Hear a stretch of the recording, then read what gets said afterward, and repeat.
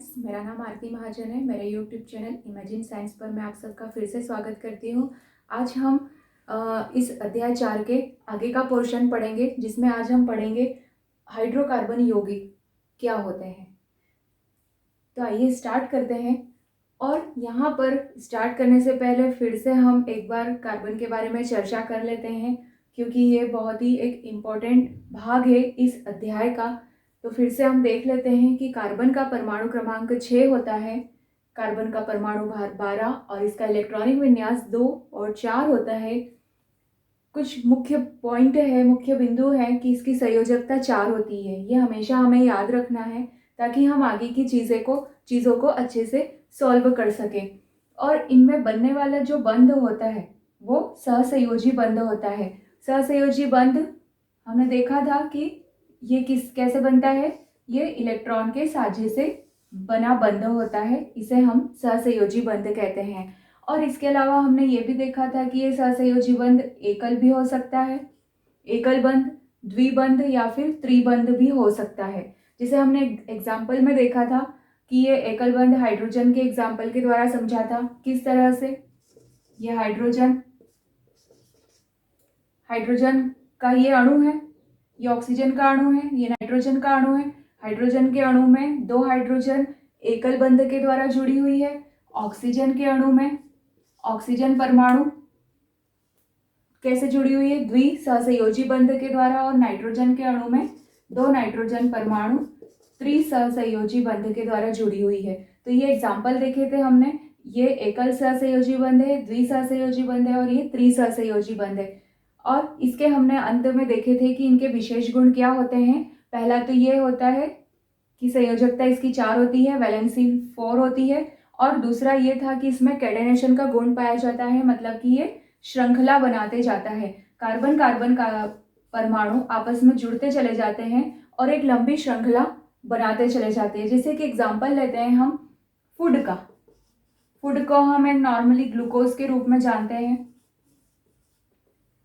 क्योंकि अंत में जो भी हम फूड लेते हैं वो फूड अंत में ग्लूकोज में ही टूटता है। और ये ग्लूकोज का फॉर्मूला क्या लिखेंगे हम, C6H12O6।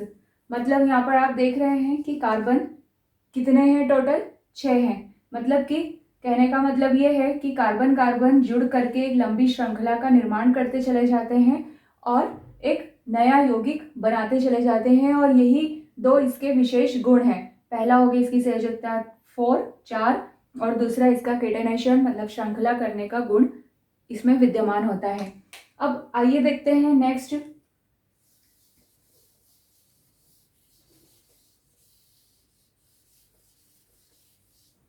अब देखते हैं हम कार्बनिक यौगिक। अब इन कार्बनिक यौगिकों को हम हाइड्रोकार्बन यौगिक भी कह सकते हैं।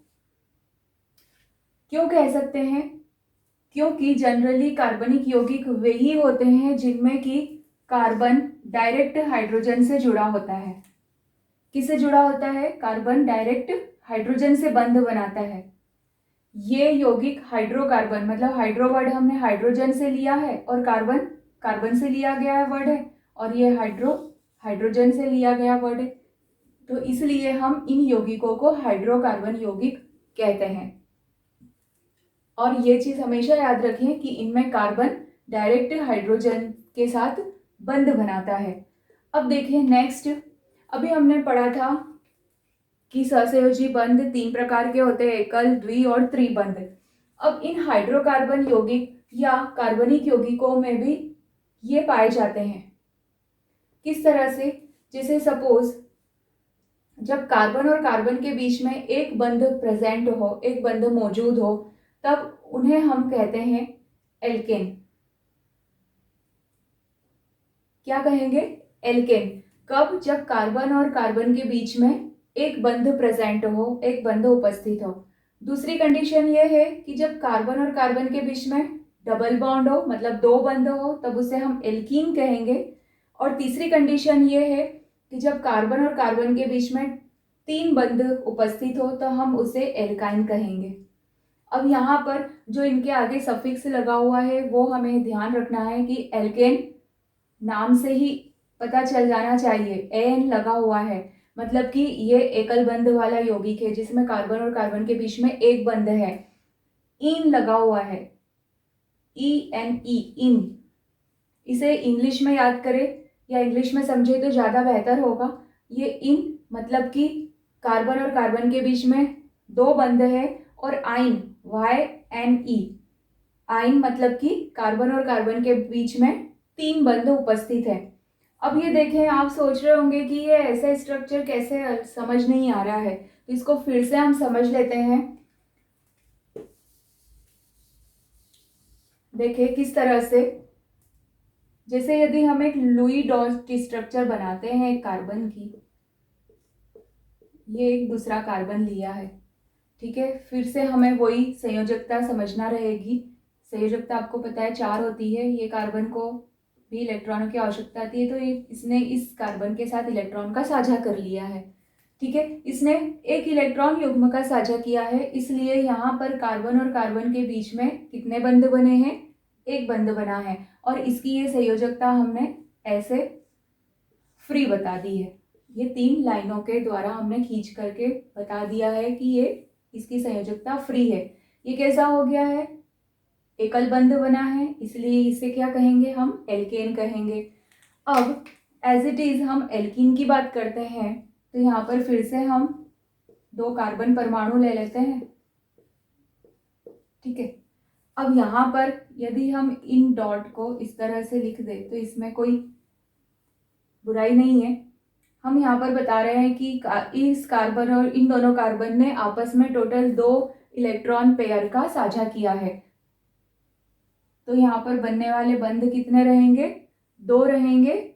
और इस तरह से ये क्या कहलाएगा, एल्कीन। और ये जो संयोजकता है इसे हम फ्री बना देते हैं, ये इलेक्ट्रॉन को फ्री बना दिया। ये जो डॉट हमने बनाए थे ये इलेक्ट्रॉन ही थे। ये इसकी स्ट्रक्चर, ये संरचना होती है। अब इसके बाद में कार्बन और कार्बन के बीच में, ये फिर से हम बताते हैं, ये लुईस स्ट्रक्चर, कार्बन कार्बन के बीच में यहाँ पर इन आइन में क्या होता है कि ट्रिपल बॉन्ड लगा हुआ है। मतलब कैसे आप स्ट्रक्चर बनाएंगे, यहाँ पर कार्बन कार्बन के बीच में ये 3 इलेक्ट्रॉन, इसके 1 इलेक्ट्रॉन, ये एक कार्बन के 4 इलेक्ट्रॉन, ये एक दूसरे कार्बन के 4 इलेक्ट्रॉन। इस कार्बन और इस कार्बन ने आपस में 3 इलेक्ट्रॉन पेयर का आपस में साझा किया है, इसलिए इनके बीच बनने वाला बंध कितना रहेगा, 3 रहेगा, 3 सहसंयोजी बंध। और ये संयोजकता या ये इलेक्ट्रॉन फ्री बता दिया है हमने। तो इस तरह से ये इसको लिखा जाता है। तो ये सिंगल बॉन्ड वाला जो रहता है उसे हम एल्केन कहते हैं, डबल बॉन्ड एल्कीन, और ट्रिपल बॉन्ड को एल्काइन कहा जाता है। इतना क्लियर। अब आइए देखते हैं, हम आपकी बुक में एक टॉपिक दे के रखा है, संतृप्त और असंतृप्त कार्बनिक यौगिक या हाइड्रोकार्बन यौगिक। हम हाइड्रोकार्बन यौगिक कहें या फिर कार्बनिक यौगिक कहें, दोनों शब्द एक ही हैं, क्योंकि कार्बनिक यौगिक में क्या होता है, कार्बन डायरेक्ट हाइड्रोजन से मिलकर के यौगिक बनाती है, तो इन यौगिकों को हम हाइड्रोकार्बन यौगिक भी कह सकते हैं। संतृप्त और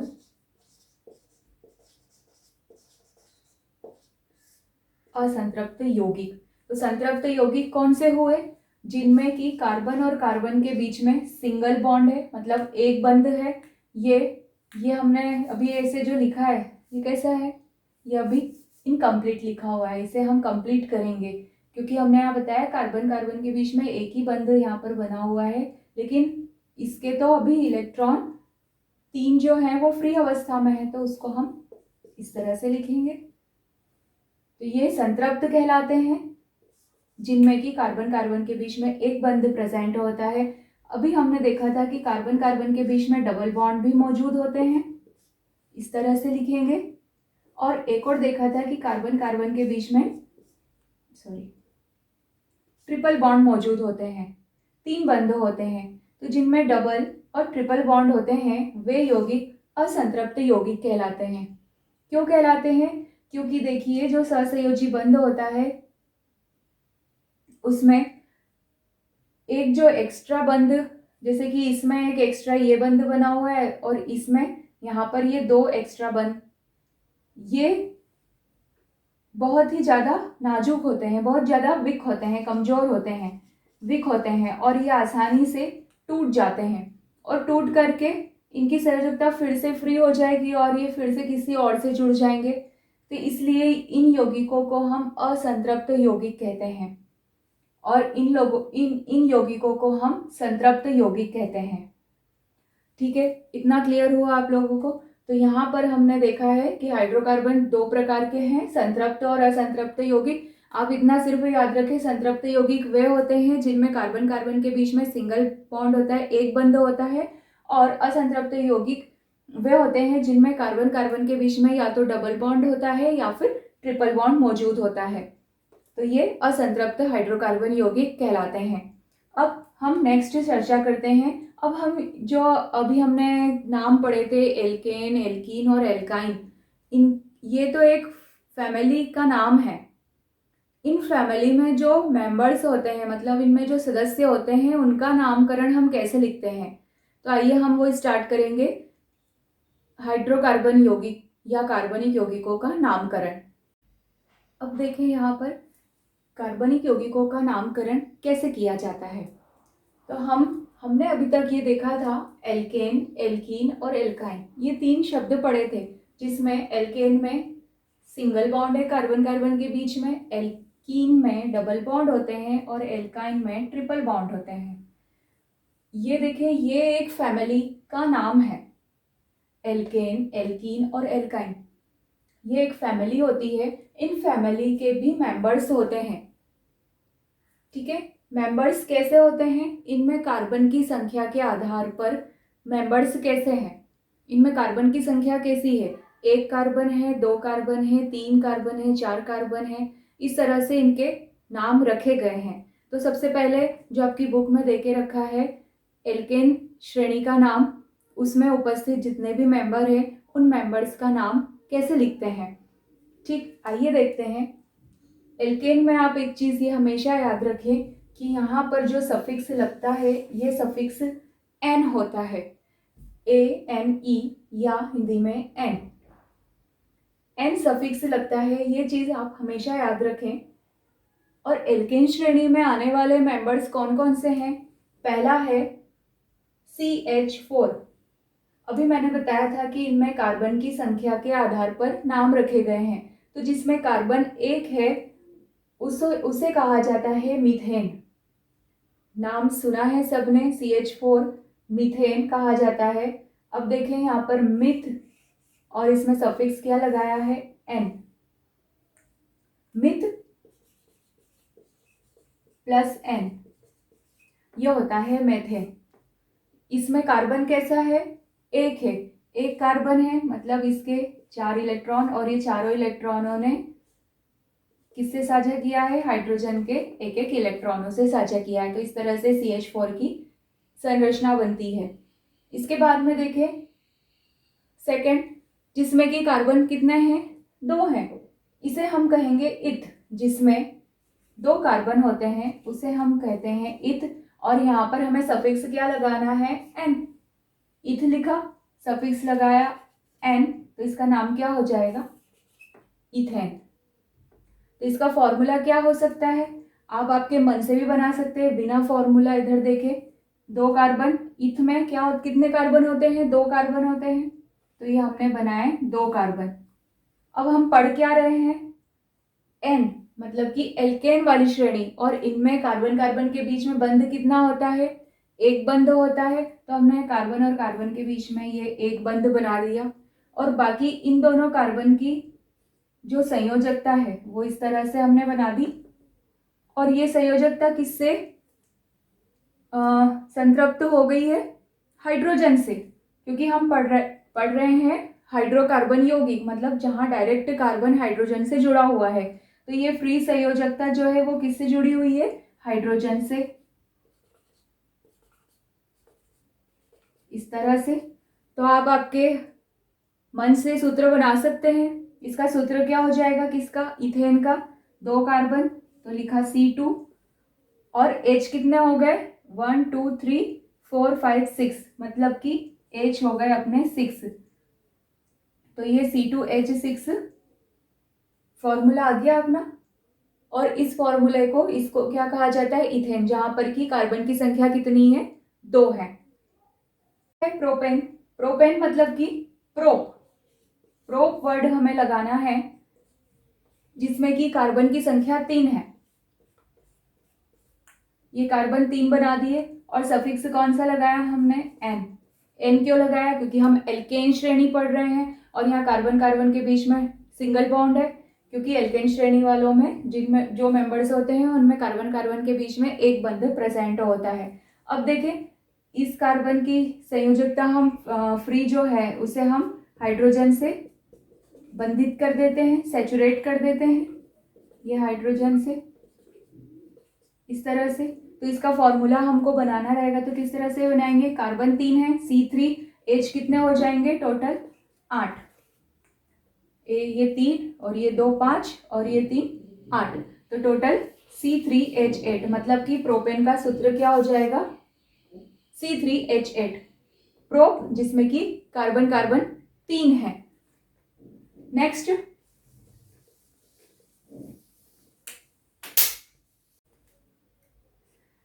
ब्यूट। ब्यूट मीन्स, और सफिक्स लगा दिया हमने एन। ब्यूट मतलब कि जिसमें कार्बन की संख्या कितनी है, टोटल 4, और कार्बन कार्बन के बीच में सिंगल बॉन्ड है, तो हमने सिंगल बॉन्ड बना दिया यहाँ पर। अब देखें, बाकी फ्री संयोजकता को आप हाइड्रोजन से बंधित कर सकते हैं इस तरह से।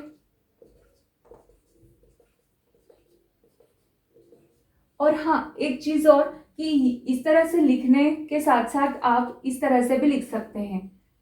यहाँ पर C लिखा और ये H3, क्योंकि C से, इस कार्बन से 3 हाइड्रोजन जुड़े हुए हैं, इस कार्बन से 2 हाइड्रोजन जुड़े हुए हैं CH2, और इस कार्बन से 2 हाइड्रोजन जुड़े हुए हैं, और इस कार्बन से 3 हाइड्रोजन जुड़े हुए हैं। तो इस तरह से भी हम लिख सकते हैं।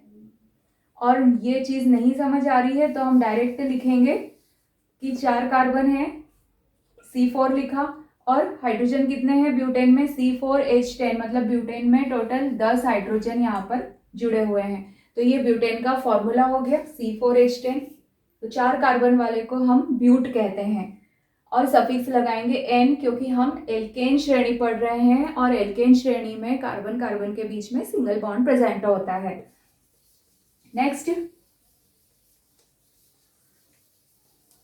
नेक्स्ट आता है 5 कार्बन वाला, मतलब कि जिसमें पेंट प्लस एन, पेंटेन, मतलब कि 5 कार्बन, 3 4 और ये 5 कार्बन आपस में जुड़े हैं, किससे, एक बंध से जुड़े हैं, और इनकी जो फ्री संयोजकता थी वो हम हाइड्रोजन से संतुलित कर देंगे इस तरह से।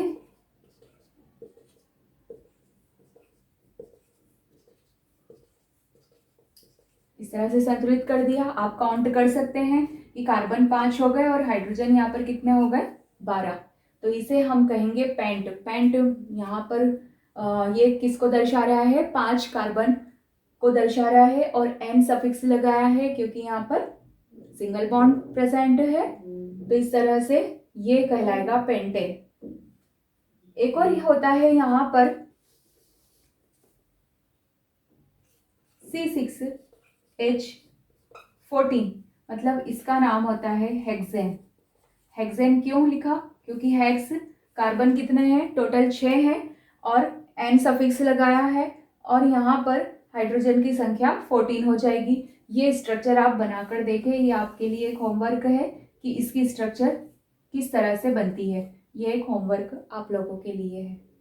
स्टूडेंट्स, अभी तक हमने एल्केन सीरीज देखी है कि एल्केन सीरीज के मेंबर कौन कौन से होते हैं। हमने मेथेन पढ़ा, एथेन, प्रोपेन, ब्यूटेन और पेंटेन पढ़ा, और एक हेक्सेन पढ़ा है जिसका होमवर्क मैंने आपको दिया है। यह आप इसकी स्ट्रक्चर बनाएंगे। अब हम पढ़ रहे हैं यहाँ पर एल्कीन और एल्काइन। एल्कीन मतलब कार्बन कार्बन के बीच में डबल बॉन्ड है, और एल्काइन मतलब कि कार्बन कार्बन के बीच में ट्रिपल बॉन्ड मौजूद है। तो आपके यहाँ पर सिलेबस में इसमें बहुत सारा तो डिटेल नहीं दिया है, सिर्फ 2 आपको पढ़ने हैं। एल्कीन में हम पढ़ेंगे कार्बन कार्बन के बीच में डबल बॉन्ड वाला। अब देखें, कार्बन की हमने ये लुई डॉट स्ट्रक्चर बनाई, ठीक है। इसमें हम इस एक इलेक्ट्रॉन को ऐसे लिख देते हैं और यहाँ इलेक्ट्रॉनों का साझा हो गया है, ठीक है। अभी इसके 2 इलेक्ट्रॉन फ्री हैं, तो 2 इलेक्ट्रॉन की हमने फ्री ये बना दी है। ये समझ में आ गया होगा आप लोगों को। अब देखें, कार्बन कार्बन के बीच में डबल बॉन्ड आ गया, ये फ्री संयोजकता हम हाइड्रोजन से संतृप्त कर देते हैं। तो इसका फॉर्मूला क्या हो जाएगा, 2 कार्बन है और टोटल हाइड्रोजन कितने हैं, H4। 2 कार्बन वाले को हम क्या कहते हैं, इथ। अभी हमने पढ़ा था कि इसको इथ कहते हैं, 2 कार्बन होते हैं। और यहाँ पर सफिक्स आपको क्या लगाना है, इन, क्योंकि हम इन श्रेणी पढ़ रहे हैं, इन ENE। तो इसका नाम क्या हो जाएगा, इथीन। तो इसका C2H4 को हम क्या कहते हैं, इथीन कहते हैं। तो ये सिर्फ एक ही मेंबर पढ़ना है। अब नेक्स्ट एल्काइन श्रेणी पढ़ लेते हैं। एल्काइन श्रेणी में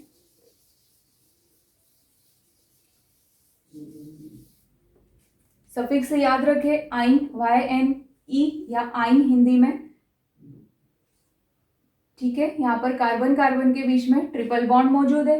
अभी इन दोनों कार्बन की एक एक संयोजकता फ्री है, देखिए काउंट कर लीजिए। ये एक कार्बन 1 2 3 और ये 4, इसकी 4 संयोजकता, और ये दूसरा कार्बन, ये इसकी 4 संयोजकता। इस तरह से 3 डबल, यहाँ पर 3 बंध बना दिए हमने, और ये कार्बन की जो फ्री संयोजकता है वो हाइड्रोजन से हमने संतृप्त कर दी है। और इसका सूत्र हमें लिखना है, तो कैसे लिखेंगे, C2H2। ये हो जाएगा 2 कार्बन और 2 हाइड्रोजन, C2H2, ठीक है। 2 कार्बन वाले को हम क्या कहते हैं, इथ कहते हैं। सफिक्स हमें लगाना है आइन, YNE। तो इसका नाम क्या हो जाएगा, इथाइन।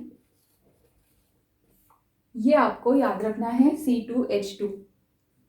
तो हमने इन एल्कीन में क्या पढ़ा, C2H4 एक सदस्य पढ़ा, और एल्काइन में हमने एक सदस्य पढ़ा, C2H2। ये एक सदस्य इसमें पढ़ा, लेकिन हमने एल्केन श्रेणी में टोटल 6 सदस्य पढ़े थे। अगर आपको ये वीडियो कैसे लगा है तो इसे जरूर बताएं कमेंट करके।